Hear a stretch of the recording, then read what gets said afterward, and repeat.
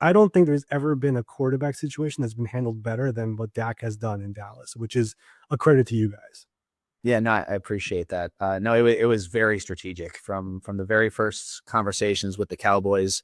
They had a tradition of these long contracts where you look at, all of their guys going back, they're 5, 6, 7, even 10-year contracts, and so our focal point of that negotiation was we should have a 4-year contract because that's going to maximize the guarantees where the 3 years are going to be guaranteed, and then we're going to be back at the table.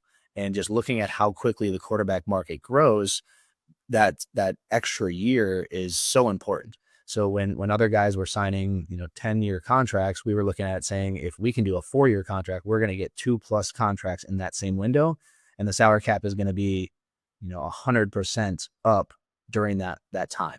So it was 100% very, very strategic and planned on our side, where we were thinking about, how do we eliminate their ability to use franchise tags? How do we force them to the table early on in the off season if we're at a situation where he hasn't played up to it or the things haven't gone well? Like, how do we make sure that we get to free agency at the start of March rather than a potential pay cut conversation in July or August?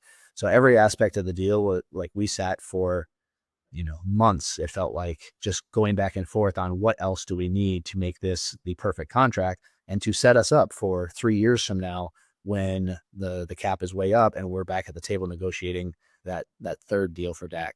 And when we're talking about the $60 million per year, there is still conversations of we got to be thinking about 3 years from now when the cap is up even more, and Dak is looking for one more deal before the end of his career.